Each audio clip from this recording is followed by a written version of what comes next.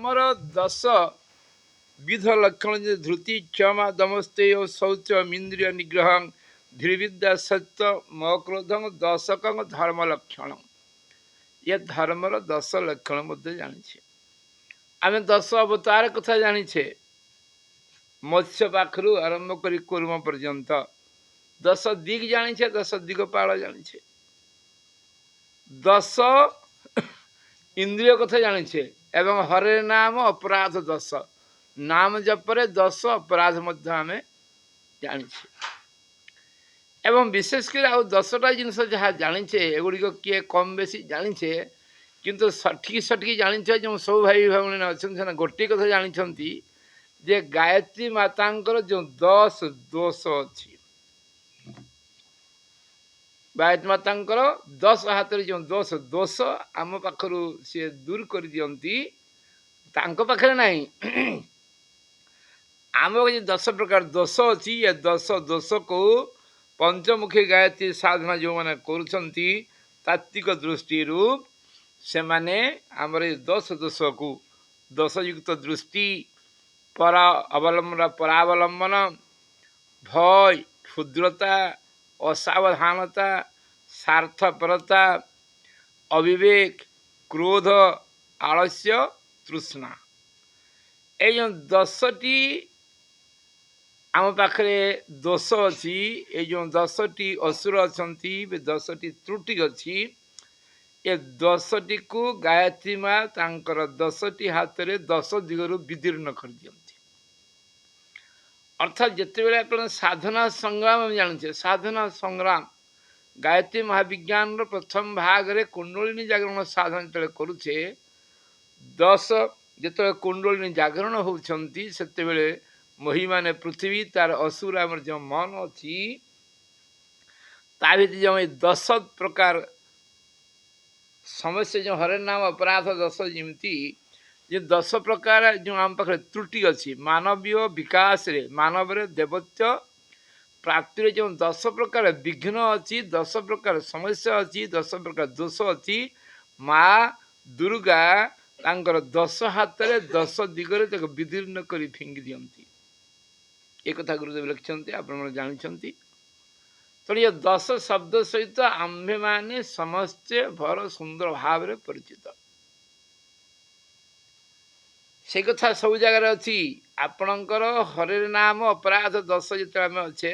राम नाम सब कोई जपे 10 रुत जपे ना कोई एक बार 10 रुत जपे कटी जप की फल है राम नाम तो चारिआडे सब जप हो संकीर्तन अष्टम प्रहरी हो ये परमात्मा बड़ पुण्य काम नाम जप हो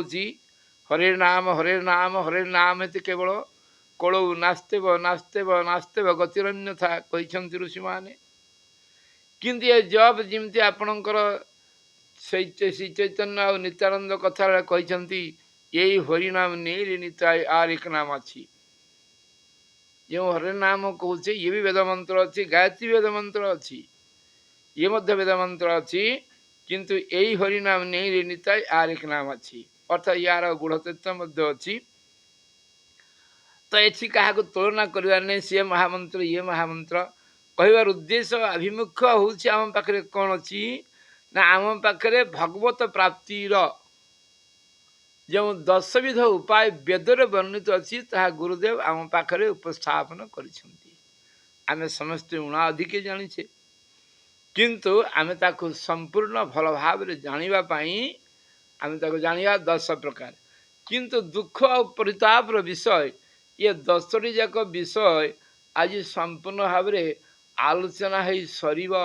नहीं बोली ये मध्य स्पष्ट ताले 10टी विद्या को आम जाना कौन 10 विद्या अच्छी ना प्रथम है उद्गीत विद्या द्वितीय है संवर्ग विद्या तृतीय है पंचाग्नि विद्या एवं चतुर्थ मधु विद्या पंचम रे उपकौशल विद्या षष्ठ सांडिल्य विद्या सप्तम दहर विद्या अष्टम भूमि विद्या नवम दीर्घायुष विद्या ଏବଂ ଦଶମରେ ମନ୍ଥ ବିଦ୍ୟା, ତାକୁ ମନ୍ତ୍ର ବିଦ୍ୟା ପ୍ରିଣ୍ଟିଂ ଭୁଲିଛି। ତାହେଲେ ଭଗବତ ପ୍ରାପ୍ତିର, ଭଗବାନ ପ୍ରାପ୍ତି କରିବାର ପୌରାଣିକ ଉପାୟ ଛାଡ଼ିଦେଲେ, ଅନ୍ୟ ମାର୍ଗ ଛାଡ଼ିଦେଲେ ସବୁଠୁ ଶ୍ରେଷ୍ଠ ଯେଉଁ ମାର୍ଗ ଅଛି, ଇଏ ଦଶ ମାର୍ଗ ସର୍ବସମର୍ଥ ସର୍ବଶ୍ରେଷ୍ଠ। ଆଉ ସବୁବେଳେ କ'ଣ ନା ସବୁବେଳେ ଆମକୁ ପୂର୍ଣ୍ଣ ଫଳ ପ୍ରଦାନ କରେ, ଇଏ କେବେ ନିଷ୍ଫଳ ଜୀବନ ନ କଶ୍ୟପି କଦାପି ଜାତି ନିଷ୍ଫଳତା ମେତତ୍। ଯେମିତି ଗାୟତ୍ରୀ ମନ୍ତ୍ର ସହିତ ସମ୍ପର୍କିତ ଅଛି,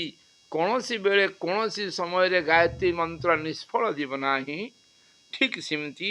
ଏ ମହାବିଦ୍ୟା କେବେ ହେଲେ ନିଷ୍ଫଳ ଯିବ ନାହିଁ। ତ ଏ 10ଟି ମହାବିଦ୍ୟା ଯେଉଁ ଅଛି, ଆମେ ଜାଣିଲେ ଉଦ୍ଗୀତ ବିଦ୍ୟା, ସମ୍ବର୍ଗ ବିଦ୍ୟା, ମଧୁ ବିଦ୍ୟା, ପଞ୍ଚାଗ୍ନି ବିଦ୍ୟା, ଉପକୌଶଳ ବିଦ୍ୟା ଏବଂ ସାଣ୍ଡିଲ୍ୟ ବିଦ୍ୟା, ଦହର ବିଦ୍ୟା, ଭୂମି ବିଦ୍ୟା, ଦୀର୍ଘାୟୁଷ ବିଦ୍ୟା ଏବଂ ମନ୍ଥ ବିଦ୍ୟା। ଏ ବିଦ୍ୟା ସବୁ ଅଛି। ଗୁରୁଦେବ ଲେଖିଛନ୍ତି ଯେ ପରମାତ୍ମା ସହିତ ଆମେ ଯେତେବେଳେ ଯୋଡ଼ିଛେ ତାକୁ ଯୋଗ ବୋଲି କହୁଛେ। ଯୋଗ ଅନେକ ପ୍ରକାର ସେ ଲେଖିଛନ୍ତି, 84 ପ୍ରକାର ଯୋଗ ଅଛି ଗାୟତ୍ରୀ ମନ୍ତ୍ର ମଝିରେ। ହଠ ଯୋଗ, ରାଜଯୋଗ, ଜପ ଯୋଗ, ଲୟ ଯୋଗ, ତନ୍ତ୍ର ଯୋଗ, ଭକ୍ତି ଯୋଗ, ଜ୍ଞାନ ଯୋଗ, କର୍ମ ଯୋଗ, ସ୍ୱର ଯୋଗ, ରୁଦ୍ର ଯୋଗ, ସହଯୋଗ, କୁଣ୍ଡଳିନୀ ଯୋଗ, ବୁଦ୍ଧି ଯୋଗ, ସମତ୍ୟ ଯୋଗ, ପ୍ରାଣ ଯୋଗ, ଧ୍ୟାନ ଯୋଗ, ସାଂଖ୍ୟ ଯୋଗ, ଜଳ ଯୋଗ, ସୂର୍ଯ୍ୟ ଯୋଗ, ଚନ୍ଦ୍ର, ଏମିତି ଅଛି 84 ପ୍ରକାର ଯୋଗ ଗାୟତ୍ରୀ ଭିତରେ ଅଛି। ମୁଖ୍ୟ ଏବଂ ଉପମୁଖ୍ୟ କ'ଣ ଅଛି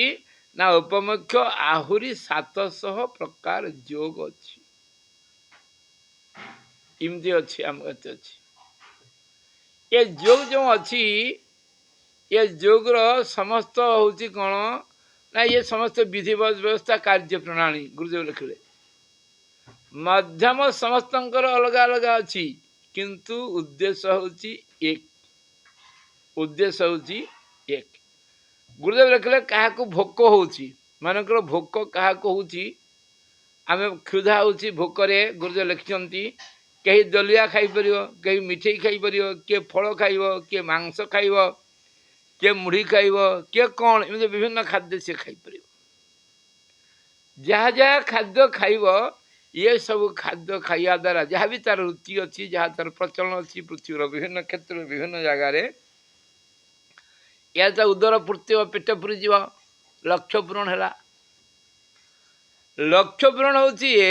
ଖାଦ୍ୟର ଖାଇବାର ବିଧି ପ୍ରକାର ଭେଦ ଅଲଗା ଅଲଗା ଅଛି। ଠିକ୍ ସେମିତି ପରମାତ୍ମାକୁ ପ୍ରାପ୍ତ କରିବାର ଉଦ୍ଦେଶ୍ୟ ହେଉଛି ଏକ ଏବଂ ବିଧି ହେଉଛି ପୃଥକ ପୃଥକ।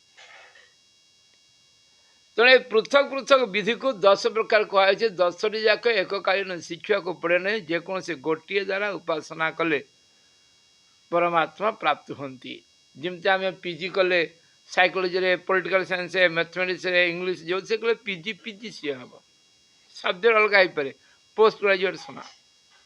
ଯେମିତି ଗାଈର ରଙ୍ଗ ଭିନ୍ନ ଭିନ୍ନ ହେଲେ ମଧ୍ୟ କ୍ଷୀର ଏକ ରଙ୍ଗ ଅଛି। ତେଣୁ ପରମାତ୍ମା କ'ଣ ଅଛି ନା ପରମାତ୍ମା ଏକ, ତାଙ୍କୁ ପ୍ରାପ୍ତ କରାଯାଏ। ବହୁତ ସମୟରେ ଗୋଟିଏ କଥା, ଏଇ କଥା ଆସିଲା ବେଳକୁ କ'ଣ ହୁଏ ନା ଗୋଟିଏ ଉଦାହରଣ ବହୁତ ଅଛନ୍ତି। ଯେଉଁ ଗୀତାବିତ୍ ମାନେ ଅଛନ୍ତି, ବହୁତ ସମୟରେ ଗୀତା ସହିତ ଅନଭିଜ୍ଞ ଯେଉଁମାନେ ଗୀତାବିତ୍, ସେଠି ଅଛି ସର୍ବଧର୍ମାନ ପରିତ୍ୟଜ ମାମ୍ ଏକଂ ଶରଣଂ ଭଜ ଅହଂ ତାଂ ସର୍ବ ପାପେଭ୍ୟ ମୋକ୍ଷୟୀ ସ୍ୱାମୀ ମା ଶୁଚ। ଯେଉଁ ସର୍ବଧର୍ମ ମାନେ ଅନେକ ପ୍ରକାର ଧର୍ମ ଥିଲା, ସବୁ ବହୁତ ଧର୍ମ ଅଛି। ସର୍ବଧର୍ମ ପରିତ୍ୟଜ, ଖାଲି ମୋର ତୁ ଶରଣ ଯା ଯେମିତି କୁହାଯାଇଛି।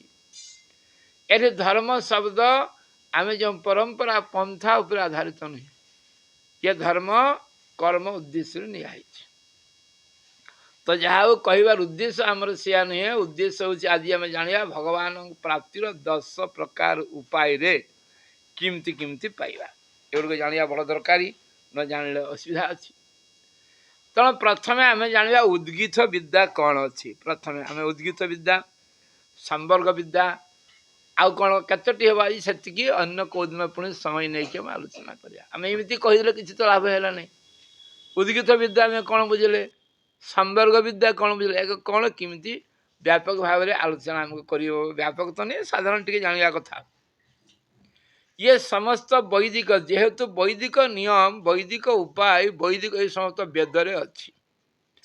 एवं वेदर वर्णना गुड़िक तो संकेत आकार अच्छी या व्यापक करके उपनिषद जनाई आम जाचे कौन अच्छी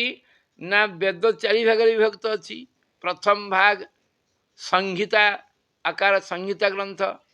तापर कौन अच्छी कर्मकांड अच्छी ब्राह्मण भाग अच्छी आरण्यक भाग अच्छी एवं उपनिषद भाग अच्छी वेद चारि कि प्रत्येक वेदर चारि चारि भाग अच्छी जमी 16 कला विशिष्ट 16 भाग वेद अच्छी तेणु ये जो तथ्य अच्छी जो 16 प्रकार विद्या जो अच्छी ये विद्या कौटी अच्छी ना ये विद्या अच्छी उपनिषद विद्या एवं जो विद्या कथा गुरुदेव लिखिं ये आपणकर छांदोग्य उपनिषद विद्या अच्छी तेणु से प्रथम कौन कहले ना उद्गीत विद्या गुरुदेव लिखिं मुक्तिर सर्व प्रधान साधन हूँ ज्ञान आम मुक्ति कर्म द्वारा केबे हेले आमको जो दी प्रकार कर्म आम करुचे इष्ट और पूर्त कर्म मनुष्य केते प्रकार करे आम दी प्रकार कर्म करता ये दी प्रकार कर्म कथा किए कहते ना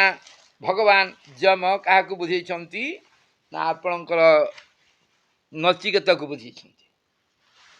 कौन दी प्रकार कर्म ना गोटे इष्ट कर्म आ गोटे पूर्त कर्म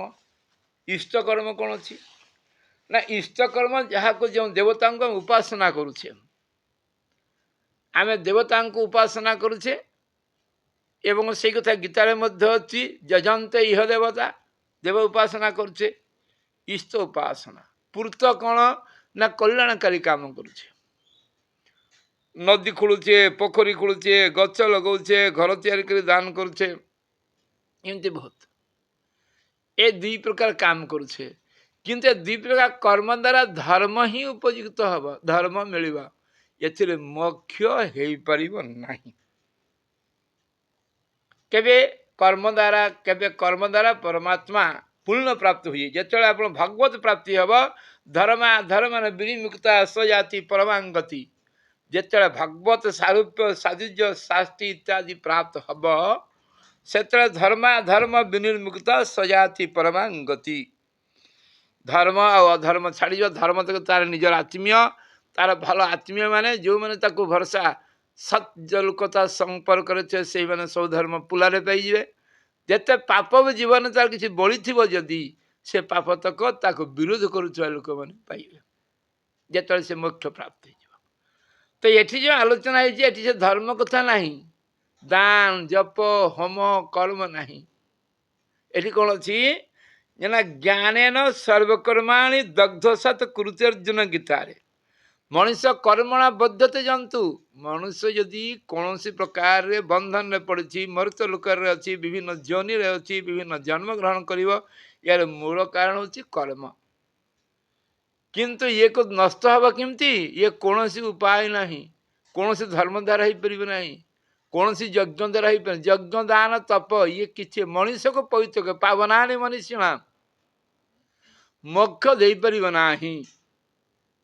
ज्ञान नहीं तो तद ज्ञान गीता जो मैंने पढ़ुन जानते ज्ञान द्वारा से अज्ञान को नष्ट कले कौन हम ना जमती ब्रुजिन संतरिष्यति समस्त पापरु मुक्त हो ये ज्ञानी कौटि की जीवन मोक्ष प्राप्त हो ये जो 10 विद्या कथा ये उच्च स्तरीय साधना ये उच्च आमको बहुत समय डर मारे उच्च स्तरीय कथा शुणिले आमको डर मारी जाए उच्च स्तरीय माने एक भिन्न धरण साधना जो साधना आम तेल ऋण देकी करुचे धूप देखौचे दीप देखौचे फूल दौचे चंदन घोषुचे माला पिंधौचे ये एक प्रकार साधना ये हूँ उपचार पूजा उपचार पूजा जो मैंने आम गुरुदेव से दीक्षित नहीं जानते उपचार पूजा कहीं उपचार पूजा कौन उपचार पूजा कहीं कराए किंतु सही कौन उपचार पूजा करने को पड़े ना से भिन्न धरण पूजा हुए जो भाई मैंने आम जानते पूरा भिन्न धरण से पूजा हुए से पूजा एक भिन्न प्रकार ତେଣୁ ପରମାତ୍ମା को प्राप्ति करिया पाई जो 10 प्रकार अच्छी उपाय से मध्य से पूजा भी अंतर्भुक्त अच्छी से जो पूजा आम कहे जो पूजा लिखिं ऋषि मैंने से पूजा भी से अंश अच्छी से पूजा जमी आप करें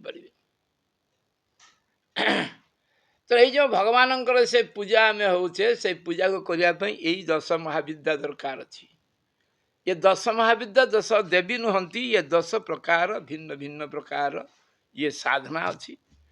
ये साधना को आम कौन करने पड़े ना आमको ग्रहण करने पड़े तो आसतु ताले प्रथम साधना हूँ उद्गीत उद्गीत हूँ कौन ना उद्गीत हूँ आमर से विद्या जहाद्वारा आम कौन करुचे ना क्या प्राप्त करुचे ना परमात्मा को प्राप्त करुचे उद्गीत को कौन कहुई ना उद्गीत को ओंग बोली कहुई उद्गीत अर्थात हूँ ओंग उद्गीत को ओंग बोली कहुई से ओंग रो उपासना हूँ उद्गीत आउ कि नुहे माने से सहज होगा बुझा 10 महाविद्या कौन ना ओंग हूँ उद्गीत यही ओंग विद्या को ही पढ़ा होता तेना ये ओंग उद्गीत विद्या एक किमिति ये किमिति उद्गीत है एक किमिति विद्या है ए विषय गुरुदेव लिखिं गुरुदेव लिखिं वेद लिखाई जे ओंग हूँ गोटे अक्षर आम जाचे एवं ताकू सब उच्चारण करूँ आम से कथा ओंग को मध्य भगवान कहुई जोग दर्शन तस्य भगवान नाम हूँ ओंग एवं आम जो गायत्री गीता पढ़ुचे जो जो मैंने भाई मैंने गायत्री गीता पढ़ुंट ओंग इति सुनाव मनघंग विश्वत्मना ब्राह्मण तेणु ओंग को मध्य से कथा कही ब्रह्म नाम कही तत् जप तत् भावना ताको जप कले ताको भावना कले आमको कौन ना परमात्मा प्राप्त होती एवं गीतार मध्य से अच्छी प्रयाण काले मनसा चलेन भक्ति युगत जुग बलेन चैव से तो ओंकार को यदि ध्यान करा ये जीव शरीर बाहरी जाए ओंकार को ध्यान करी सजाति परमांगति होता है ताले से ओंकार उपासना द्वारा परमात्मा किमती सहज प्राप्त कर से ओंकार को कहुई से ओंकार नाम हूँ उद्गीत किमती ना गुरुदेव लिखते संपूर्ण प्राणी मान मध्य पदार्थर रस हूँ पृथ्वी ए पृथ्वी कौन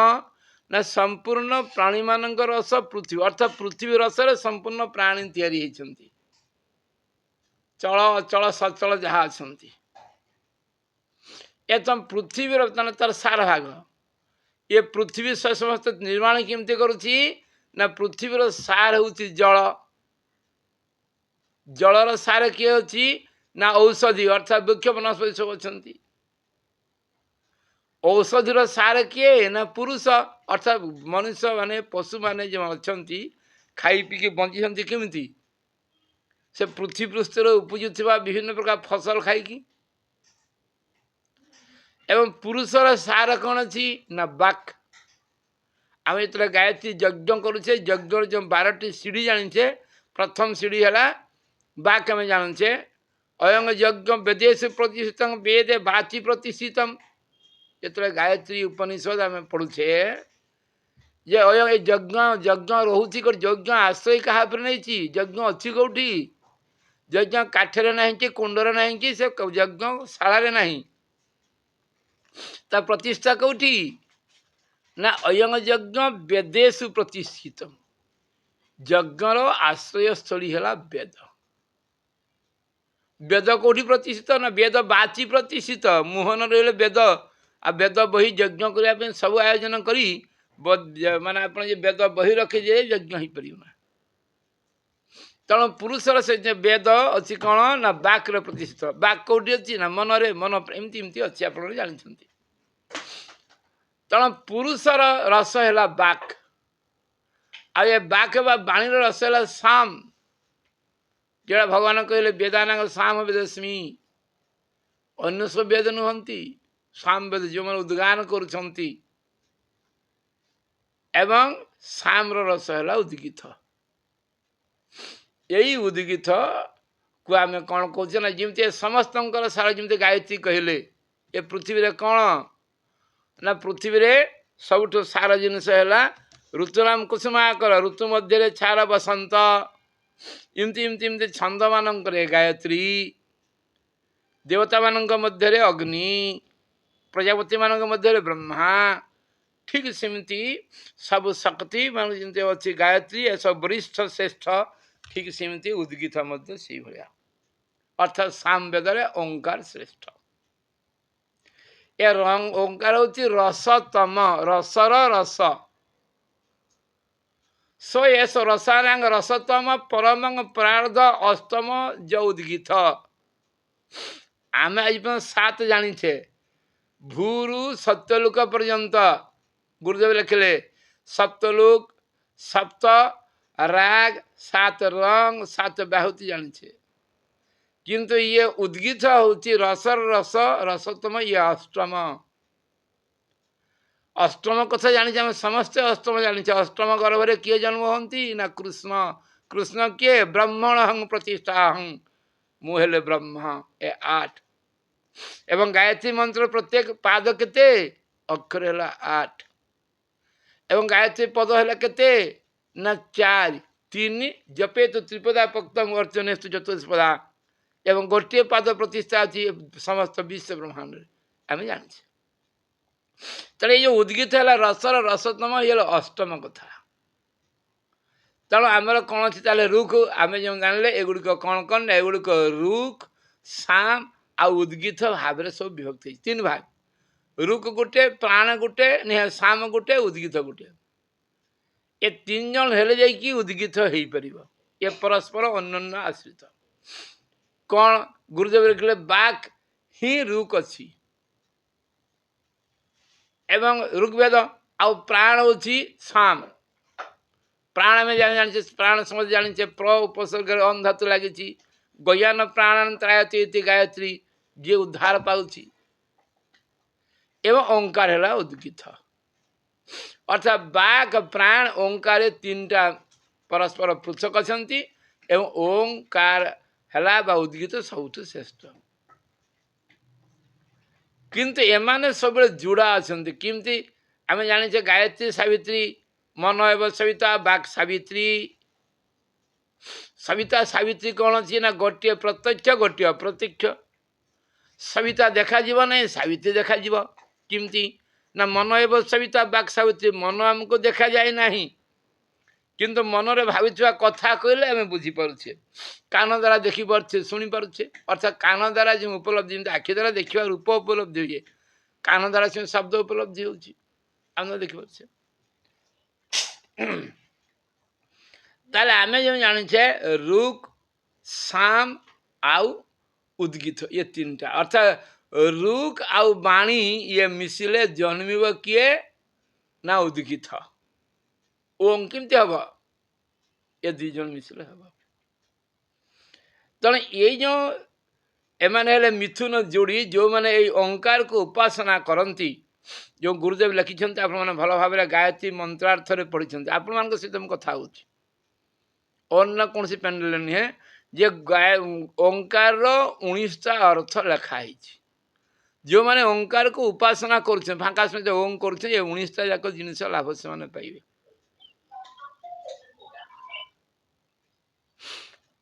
ସ୍ୱର୍ଣ୍ଣଲତା ଦିଦି ଆପଣଙ୍କ ସାଉଣ୍ଡ ଖୋଲା ହେଇଛି। ତେଣୁ ଏଇ ଯେଉଁ ଆମେ କ'ଣ କରୁଛେ ନା ଓଙ୍କାର, ଆମେ ଯେଉଁ କହୁଛେ ଓଙ୍କାରକୁ ଉଦ୍ଗୀତ କୁହାଯାଇଛି। ଏ ଓଙ୍କାରକୁ ଉପାସନା ଯେଉଁମାନେ କରୁଛନ୍ତି, ସେମାନେ କ'ଣ କରୁଛନ୍ତି ନା ସେମାନେ ପରମପଦ ପ୍ରାପ୍ତ କରୁଛନ୍ତି। ଏ ହେଉଛି ଓଙ୍କାର ବିଦ୍ୟା। ଉଦାହରଣ ବେଦ ତିଆରି କଲା, ବେଦେ ଉଦାହରଣ ଆଣୁଛି ଗୁରୁଦେବ ଲେଖିଲେ। ଯେ ରୁକ୍କୁ ଜାଣେ, ଯେ ସାମକୁ ଜାଣେ, ସେ ଉଦ୍ଗୀତକୁ ଜାଣେ। ଯେ ଉଦ୍ଗୀତ ଜାଣେ, ସେ ସାମକୁ ଜାଣେ, ସେ ରୁକ୍କୁ ଜାଣେ। ମନ ଏବଂ ସବିତା, ବାକ୍ ସାବିତ୍ରୀ ଯେଉଁ ଅଛି ଆପଣଙ୍କର 12 ଯୋଡ଼ା 12 ମିଥୁନ ଅଛି, ଠିକ୍ ସେମିତି ଇଏ ସବିତା, କା ସବିତା, କା ସବିତା, କା ସାବିତ୍ରୀ, କୋ ସବିତା, କା ସାବିତ୍ରୀ ପ୍ରଶ୍ନ ଯେଉଁ ଋଷି ପଚାରିଥିଲେ, ତା ଉତ୍ତରରେ ଆପଣଙ୍କର ଆଉ ସେଇ ମୁଦ୍ଗଳ ସମ୍ବାଦରେ ଆପଣ ପଢ଼ିଛନ୍ତି। ତ ସେଇ କଥା ଏଠି ସେ କହୁଛନ୍ତି ଯେ ଏଇ କଥା ସେମାନଙ୍କ ଭିତରେ ଆମେ ଜାଣୁଛେ, ଯେମିତି ସବିତା ସାବିତ୍ରୀ ଯେମିତି ଉଦ୍ଗୀତ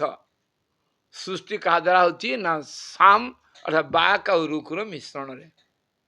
ଏବଂ ଉଦ୍ଗୀତ ଦ୍ୱାରା ସଂସାରର ସବୁକିଛି ଉପଲବ୍ଧ କରାଯାଇପାରିବ। ताले यही कथा जिते उद्गीत कथा कहले ये ब्रह्मांकर दुई प्रकार पुत्र अच्छा गोटे सुर आ गोटे असुर प्रजापति ब्रह्मांकर सृष्टि असुर माने उद्गीत जानिले देवता मान उद्गीत जानिले प्रथमे देवता माने कौन कले ना आम असुर को परास्त करवा कौन परास्त करवा ना असुर को आम परास्त करने से कौन कले ना उद्गीत को व्यवहार कले से उद्गीत को व्यवहार कले देवासुर हवै जत्र संजति उभय प्रजापत्या स्पर्धा आस्पर्धा कले ये देवता मैंने सब गणुलिया अच्छा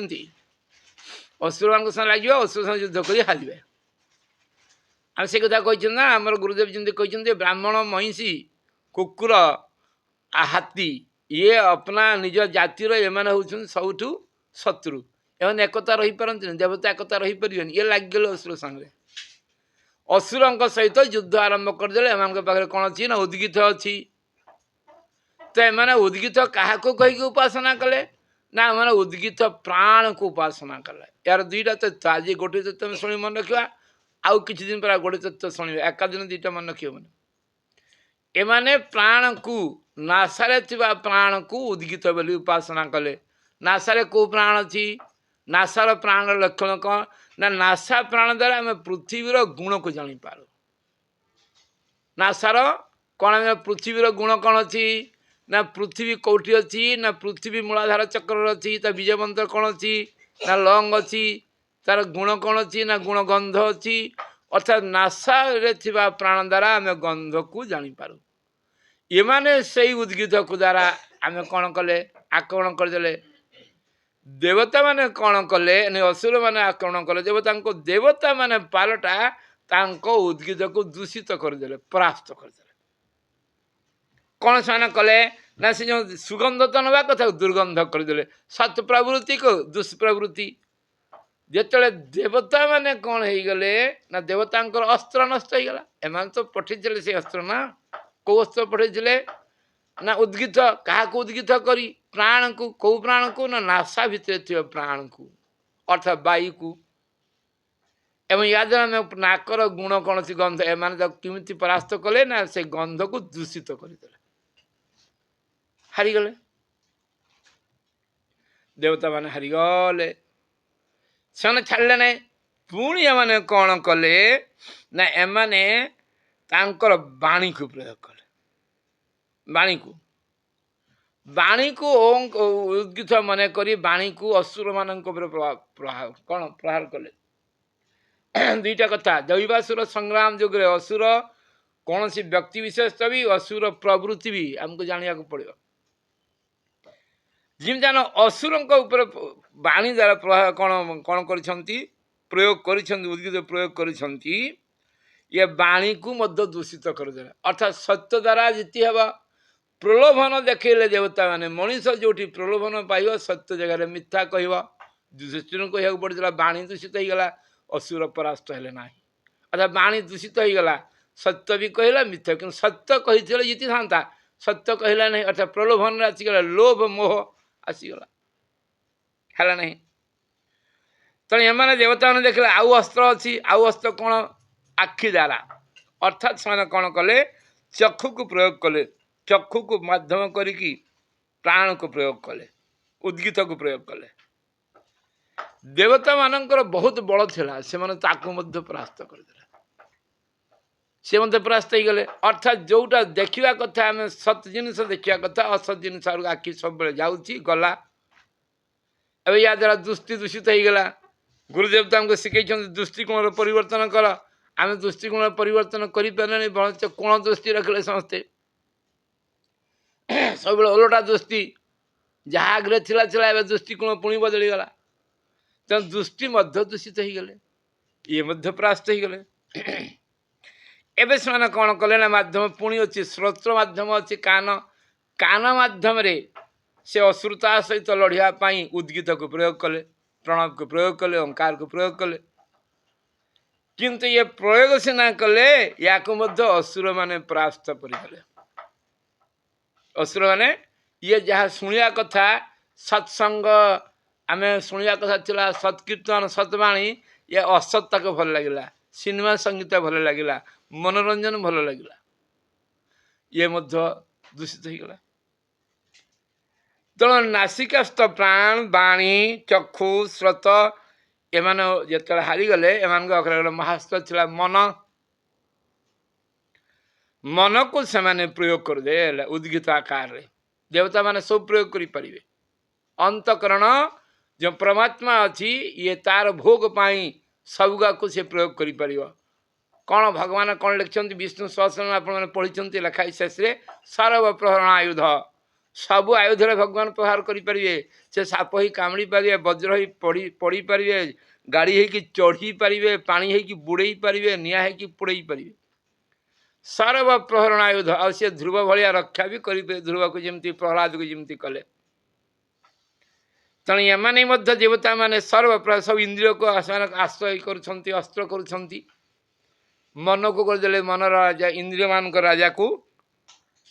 ये जापर देवता मान कौन करदेला उद्गीत नहीं कि किंतु एमाने मन को कौन करदे ना मन को पाप विद्ध करदे मन जो थिला मनर दोष कौन थी ना लोभ आ मोह विचार योग्य अयोग्य विचार करने कथा अयोग्य विचार कले तेणु मन पूरा परास्त होगला से कौन कले ना कौन सी उपाय पाइले ना देवता माने शेष मुख्य प्राण को हृदयस्थ प्राण को जहाँ को गयान प्राण त्रायती गायत्री से प्राण को प्रयोग कले से प्राण को प्रयोग कले जहाँ को आप गायत्री मध्य जमी प्रयोग कर उद्गीत कही ओं जमी आपणकर तृतीय पाद कौटी अंतर्निहित द्वितीय पाद मिसीज द्वितीय पाद प्रथम पाद स एवं स मिसीज भुवरे भुव मिसीज भूरे भू मिसीज ओं रे उल्टा उलट बंशी अच्छी आपंकर जमी बहुत चली न जान पाद पड़ू बंका ये बंका उल्टा चलो आउ जो प्रयोग करदे हृदयस्थ प्राण को असुर मैंने कौन कले ना परास्त करने चेष्टा कले परास्त हो पारे ना गुरुदेव को लिखिं कौन से लिखिं फिर देव ने मुख्य प्राण के रूप में उद्गीत की उपासना की असुर ने उसी भी पाप युक्त करना चाहा पर उसके निकट जाकर भी ऐसे ध्वस्त हुए जैसे कठोर चट्टान से टकरा कर मिट्टी का ढेला चूर चूर हो जाता है जो मुख्य प्राण को जहाँ को गायत्री द्वारा आम प्रयोग करुचे ताकू नहीं देवता ने आक्रमण करदे असुरता उपरे दुष्प्रवृत्ति उपरे से कौन है ना एम जमी स्ट्रंग माने पत्थर कांथ उपर माटी ढेला बाई जमी चूर्ण विचूर्ण ध्वस्त विध्वस्त हो जाए से विध्वस्ते संपूर्ण विध्वस्त हो गला असुरता परास्त होगला असुरता परास्त देवराज्य स्वर्ग मिलला तेणु ओंकार को यही भली उपासना करी उद्गीत को यही भली उपासना करी आम कौन करि ना उद्गीत को यही भली उपासना करी आम परमात्मा को प्राप्त कर गोटे मार्ग यार मन रख यार गोटे उच्चस्तरीय कथा यार अच्छी या आउ सेकेंड जो नि क्लास सेकेंड क्लास आलोचना जो ने बुझीपारे सब कथा बुझी जाइए पुणी प्रणाम करुँचे एडे बड़ ज्ञानी जो अच्छा प्रणाम करुँची किंतु यार द्वितीय कथा रही आम ताले गोटे विद्या आलोचना कले यह विद्या द्वारा गुरुदेव लिखले द्वितीय विद्या हूँ संवर्ग विद्या संवर्ग विद्या ये संवर्ग विद्या मध्य वैदिक विद्या एटा राजा जनश्रुतिंकर जो जानश्रुतर प्रपौत्र पुत्र मान नाती आंक द्वारा ये विद्याटी प्रयोग होता ये से शिखी वैदिक काल थे राति बोधे खरा दिनिया हो मो अनुमान कर ऋषि लिखी ना गुरुदेव भी लिखी ना मो अनुमान कर जन्म राति हो राजा तांकर महल राजमहल उपरे शोइछंती आखि बंद कर आराम से शोइछंती दंती दंत पलंक से निद्रा जाउछंती तो सही समय आकाश रे हंस बहुत पक्षी उड़ी जाउछंती हंस आ हंसी मध्य जाउछंती तो हंस हंसी जाउथवा मध्य एमाने से जनश्रुति रो प्रपौत्र राज्य रे पार हेबा माने से उड़ी उड़ी जाउछंती ऊपर आकाश मार्ग रे जिबे तांकर जो जते राजमहल दे जिया को जाउछंती सांसा हंस डाकी देले वार्निंग दे देले कौन वार्निंग देले कहले अरे तुम्हें से जाना आग को जाना मुठे ନା ଆଗକୁ ଯିବିନି କାହିଁକି ନା ଆଗକୁ ଗଲେ ରାଜା ଜାନଶକ୍ତିଙ୍କର ପୌପତ୍ର ଯେ ଶୋଇଛନ୍ତି ପ୍ରପୌତ୍ର ନାତି ତାଙ୍କର ତେଜ ତୁମେ ଦେଖିପାରୁନ ସେ ତେଜରେ ଧ୍ୱଂସ ହେଇଯିବ ତୁମେ ସାଇଡ୍ କାଟିକି ଯାଅ। ହଂସି ହସିଦେଲା କହିଲା ହଁ ନା କହିଲା ହଁ କହିଲା ଇଏ କ'ଣ ରୈକଙ୍କ ଠାରୁ ମଧ୍ୟ ବେଶୀ ପାୱାରଫୁଲ ରୈକ ଯେଉଁ ରୈକ ଗାଡ଼ିବାଲା ଇଏ ରୈକ ଋଷିଙ୍କ ଠାରୁ ତେଜ କ'ଣ ତାଙ୍କର ବେଶୀ କିଛି ହେବନି ପଳାଇ ଆସ। ଇଏ ସେଇ କଥା କହିକି ଉଡ଼ି ଚାଲିଗଲେ। ରାଜା ଜାଣିଥିଲେ ଅହଙ୍କାର ବିମୂଢ଼ାତ୍ମା କର୍ତ୍ତା ହଙ୍ଗ ମନୁଷ୍ୟ ଯେଉଁ ଅଜସ୍ର ଦାନ କରିଥିଲେ ଅଜସ୍ର ଦାନ ଦ୍ୱାରା ଭୋଗ ପ୍ରାପ୍ତ ହୁଏ। ତାହେଲେ ଯେଉଁ ରାଜା ହେଇଥିଲେ ସେ ଯେତେବେଳେ ଶୁଣିଲେ ତାଙ୍କ ପାଖରେ ଜଣେ କେହି ଅଛି ରୈକ ବୋଲି ଲୋକ ତାକୁ ହଂସ ହଂସ ବୋଲି ପ୍ରଶଂସା କରୁଛନ୍ତି ତେଣୁ ସେ ଜାଣିବାକୁ ଚେଷ୍ଟା କଲେ। ବିଦ୍ୟା ସମ୍ବର୍ଗ ବିଦ୍ୟା କଥା ଆଲୋଚନା ଦ୍ୱିତୀୟ କଥା। ତାପରେ ସକାଳେ ଶୋଇ ଉଠିଲେ ଯେତେବେଳେ ସେବକମାନେ ଆସିଲେ ତାଙ୍କୁ ସେବା କଲେ ରାଜା ସେମାନଙ୍କୁ ତାଙ୍କ ସେବାରେ ବିଶେଷ ସନ୍ତୁଷ୍ଟ ହେଲେ ନାହିଁ। ତାଙ୍କ ଅହଙ୍କାର ତ ଅସ୍ତମିତ ହେବାକୁ ଯାଉଛି। ସେ ଯେଉଁ ବଡ଼ ଜ୍ଞାନୀ ବଡ଼ ଧାର୍ମିକ ଥିଲେ ତାଙ୍କ ମନରେ ସେଟା ଆଉ ରହିଲା ନାହିଁ। ତେଣୁ ସେ ତାଙ୍କୁ ପଚାରିଲେ ମୋର ସେବକମାନେ ଯେଉଁ ରାଜ କର୍ମଚାରୀ ତୁମେ ଯାଇକି ରୈକକୁ ଧରି ଆଣ। ରୈକ କହିଲେ ରୈକ ସିଏ କି କହିଲେ ତମ ରୈକକୁ ଧରି ଆଣ। ଏମାନେ ଖୋଜିବେ ଯେତେବେଳେ ରାଜା ଆଦେଶ ଯେତେବେଳେ ଆପଣ ସମସ୍ତ ବ୍ରାହ୍ମଣ ଧର୍ମ ତୁମେ ରାଜଧର୍ମ ବହୁତ ଶକ୍ତିଶାଳୀ ବ୍ରାହ୍ମଣ ଜଣେ ରାଜା ଜଣେ ଚାହିଁଲେ ସେ କ'ଣ କରିବ ବ୍ରାହ୍ମଣକୁ ମଧ୍ୟ ଧରି ନେଇଯିବ। ଆଉ ବହୁତ ରାଜା ବହୁତ ଭଲ ଭଲ ଲୋକକୁ ବହୁତ ସମୟରେ ଦଣ୍ଡ ରାଜା କରିଛନ୍ତି ତାଙ୍କର ଅନେକ ଶକ୍ତି ଅଛି ରାଜଶକ୍ତି। ତେଣୁ ଇଏ ତାଙ୍କର କ'ଣ କଲେ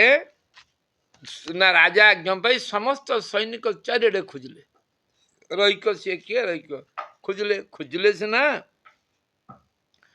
ଖୋଜି ଖୋଜି କୌଣସି ତାଙ୍କୁ ପାଇପାରିଲେ ନାହିଁ କୌଣସି ଜାଗାରେ ପାଇପାରିଲେ ନାହିଁ। ଶେଷରେ ଆସି ରାଜାଙ୍କୁ କହିଲେ ପ୍ରଭୁ ଆମେ ଆଉ ପାଇପାରିଲୁ ନାହିଁ। ନା ସେମାନେ କାହାକୁ ପାଇପାରିଲେ ରୈଚକୁ ପାଇପାରିଲେନି ନା ରୈଚ ଗୋଟିଏ କଥା କହିଥିଲେ ହଂସ ମାନେ ଆପଣ ଯେଉଁ ତାସ ଖେଳୁଛନ୍ତି ଭିଟ ଖେଳିଛ ଭିଟ ଏଇ କଥାଟା କହିଥିଲେ ଭିଟ ଯେଉଁ ଖେଳୁଛନ୍ତି ଆମେ ଭିଟ କାର୍ଡ଼ ଯଦି ଆପଣ ପକେଇବେ ଯିଏ ଯାହା ପକେଇଲେ ଗଣ୍ଡାଟି ଆପଣଙ୍କର ହେଇଯିବ। ତେଣୁ ସେଇ କଥା ସେମାନେ କହିଥିଲେ ହଂସ କହିଥିଲେ जो कुछ रैक जानते उसे कोई और नहीं जानता से कथा गुरुदेव लिखिंट तांकर जो द्युत क्रीडार पुरुष कृत नामक पाशा गोटे द्रुत चाष मान पशा खेल गोटे पशार नाम अच्छी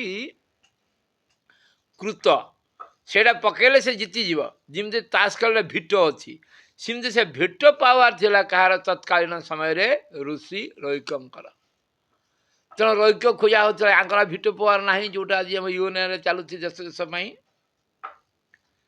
तेणु ये खोजिले खोजिले कौन जगह पाइले ना शेष से कौन कले ना कहले तुम कौड़ी खोजिल ना सहर बजार सब कले सहर बजार सन्थ मिलनी तुम्हें गाँ गंडा बण जंगल ये खोज गुंफारे खोज पुणी द्वितीय बार राज आज्ञा पाई से कड़े गले बण जंगल गुंफा सब चलिए एवं शेष देखिले रैक को पाइले सी गोटे बलद गाड़ी तले बसी कुंडिया कौन होता पिठी कुंडई होती जमी सी भी खरकसिया मरकसिया अच्छी कुंडई होती पचारे आप लोक मैंने कहले यहाँ हूँ रैक कहले आपण किए कहले मो रैक कहले आप रैक ना से आसी सांगे सांग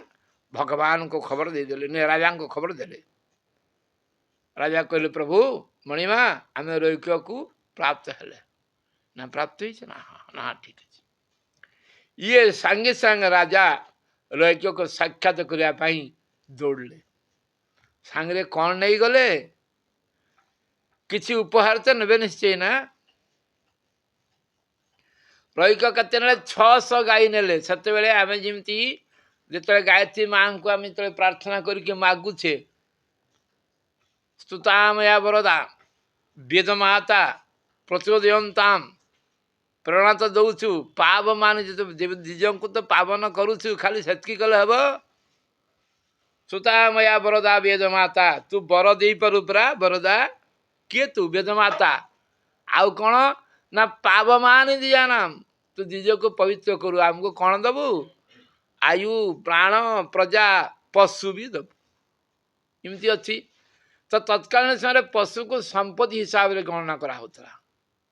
जमी आम फोन पे आजिकल अच्छी से फोन पे गाई थे तेणु फोन पे रही कौन कले 600 गाई नहीं गले एवं गाई को अलंकार सजे सुना मुना दुनिया लोग राजा घर कथा बड़ घर बड़ गुमर कथा नहीं गले 600 गाई नेले एवं गोटे मूल्यवान हार हार से सब दि जाए आप जमी जम नचिकेत समाज में पढ़े जम 3टी बर देले एवं गोटे हार बिना मागिया खुशी देले हार उपहार ये बहुत बड़ जिनस हार देले नहीं गले आ गए रथ नहीं गले सांगरे गोटे खच्चर टाणुचा रथ गोटे सांगरे सी नहीं गले नहीं जाकि पहुँचले किए राजा जानश्रुतर पौत्र पहुँचले राजा रैक्यों पाखे ऋषि रैक्यों पाखे तांके उपहार देले उपहार कहले मते आपण जो ज्ञान द्वारा भिट प्रयोग करि पारुछंती हंस माने मते कहले मते से ज्ञान उपदेश दियंतु ज्ञान श्रुति कहले ने कौन कौन रईच कहले कहले ये गाई ये तोर घोड़ा ये तोर रथ ये हार मार तू सब ये किछि नेबिनी किछि नेबी ना पड़े से राजा देखिले कौन अच्छी ना से मैंने कले बड़े कौशले राजा मैंने 2टा कथा से करी राजा मान गोटे नियम अच्छे से युद्ध द्वारा सीधा परास्त करदे ना संधि करेंगे ना से विरोधी दल राज्य को झील दीदेवे ना झील को बह कर मेट्रोमोनियल रिलेशनशिप करदे से चाल खेलीदे सी कौन कले ना द्वितीय थर 600 आ 400 बढ़े 1000 गाई करदे 1000 गाई कले हार नहीं गले एवं रथ तो आउ अधिका नहीं गले एवं निजर कन्या को नहीं गले निज जो अली अली कन्या राजकन्या थी राजजमा तांको नहीं कि ऋषि को देदेले रईक ऋषि एथर राजी हो गले रईक राजी हेबे किए गुरुदेव लिखिले नी जड़े लोक को पचारे फोन जड़े गरीब लोक था से पचारा आमती धनी हेबी कहले मु गोटे पैसा दौची से आज जन लोक जानी से कपड़ा पैसा दौची तू पैसा को देखिले पैसा रे पैसा टाणिब धन रे धन को आकर्षण कर तेणु से पैसा नहीं दिने से पैसा धरिकी चली जाइए कुआड़े ना बैंक को जाइए बैंक रे देखला सब बेसी पैसा बैंक रो कैश काउंटर पाखे अच्छी एवं कैश काउंटर जो कैश स्ट्रंग रूम पाखे सी थाए जो कैश बाहर की काउंटिंग हुए सी जाहो बहुत बुद्धि कर जाई से गोटे टंका कॉइन टी से बड़ संतर्पण चुप की लुचिकी से टंकाटा से कॉइनटा देखी कुआड़े जो कैश टंका जमा होती उद्देश्य ना जड़े लोक कही मनी मेक्स मनी पैसा रू पैसा आसे तेल पैसा देखिए पैसा रे पैसा आसब बहुत सब देखला बेले पैसा तो आसला ता हाथ से पैसाटा खसीगला बेले शब्द है देखिले ये किए जड़े लोक अरे सांगे सांगे डाकिले पुलिस को ये नुआ लोक किए आइला धरा धरी के 2-4 पट पकेला कहला सत्य कथा कहला आज्ञा मो बहुत गरीब लोक मो जड़े लोक मत देले कहले मनी मेक्स पैसा पैसा को आकर्षण कर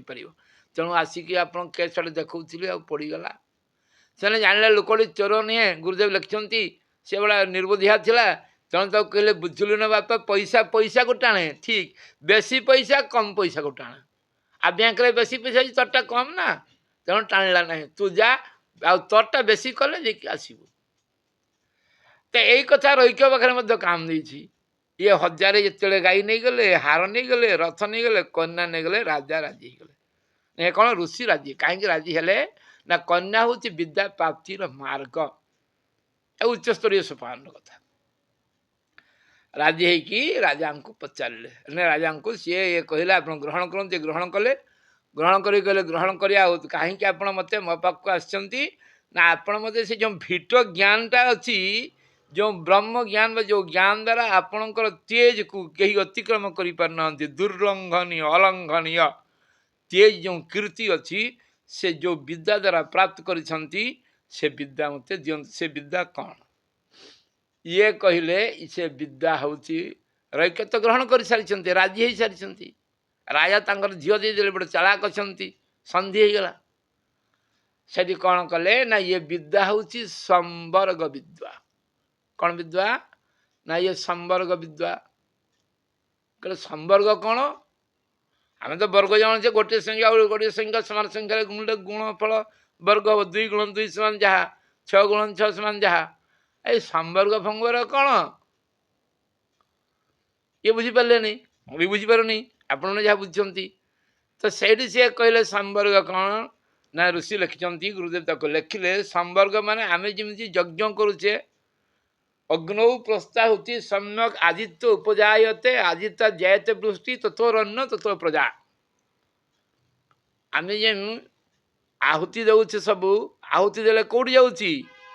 अग्नौ प्रस्ता होती सम्यक आदित्य उपजायते आदित्य वाक्य आदित्य जयते वृष्टि तथोरन्न तथो प्रजा एवं आम जो यज्ञ आहुति देचे आहुति जा कौटी पहुँचुची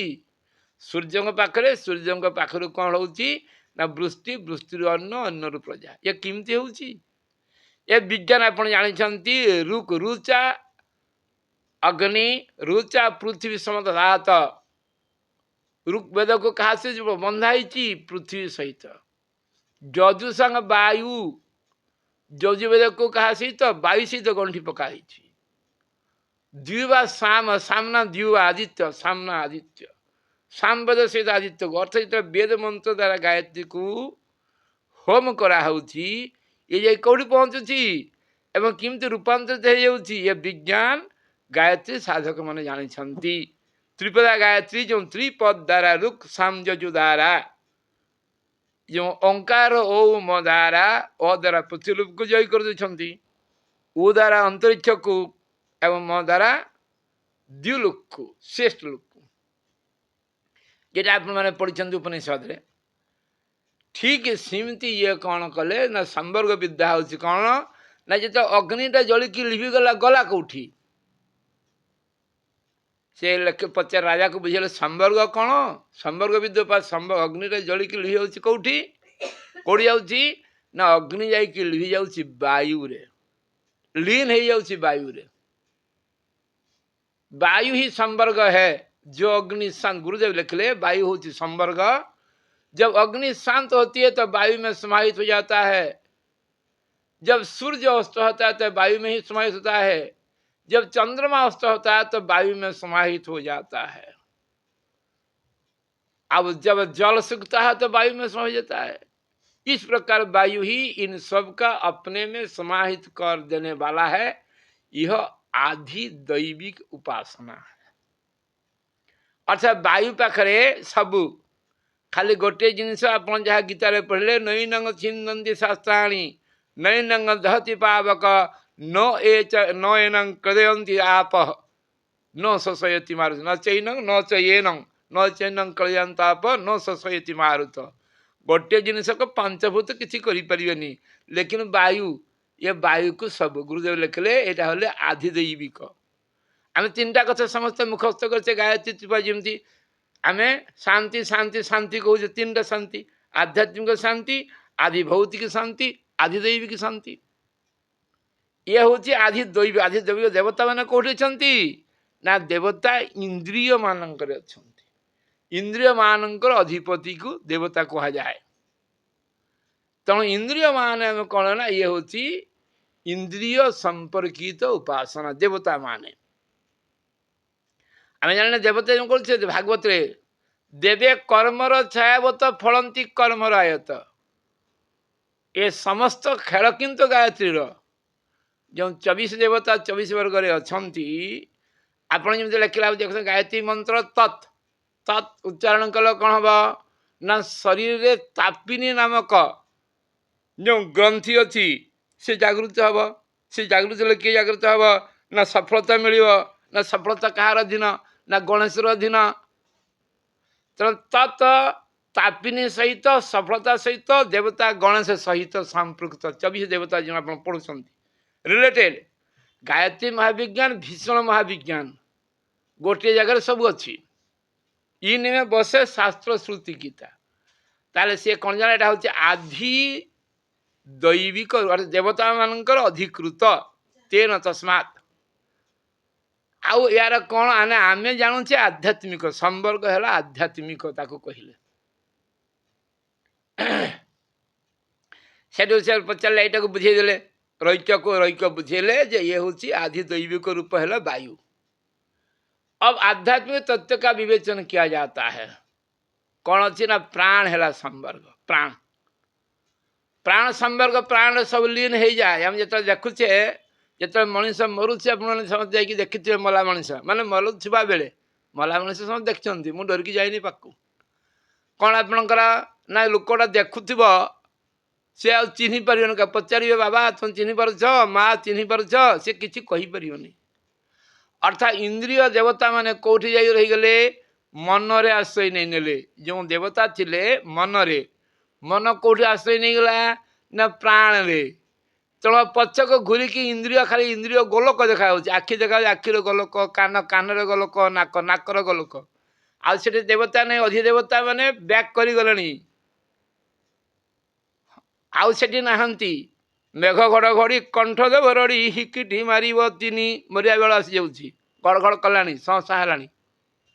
सो दिज आर फैक्ट्स आप जो कथा होता से कथा कौन ना आम जो जानूचे आध्यात्मिक विवेचन बेले प्राण हूँ संवर्ग अर्थात इंद्रिय माने मनरे मन आसिक प्राण रे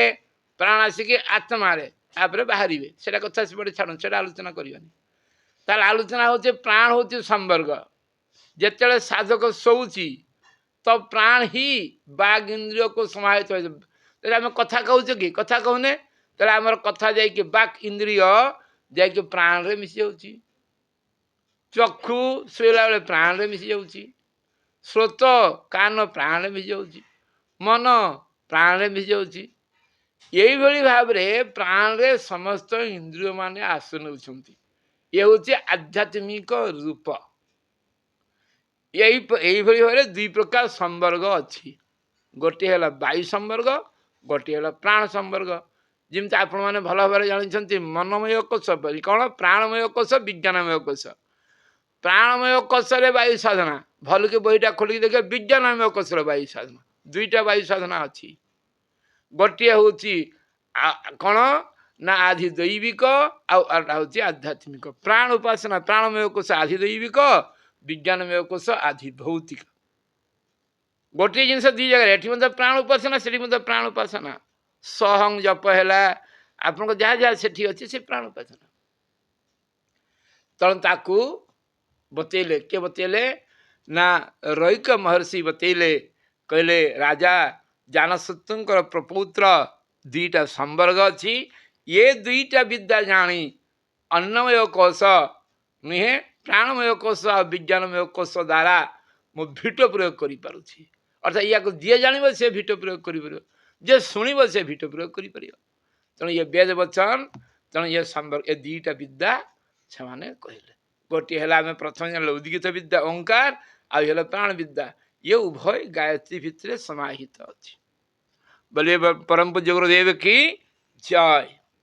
ये सब आउ बाकी 8टा विद्या समय है ना समय जदि हम एमती टी आलोचना करवा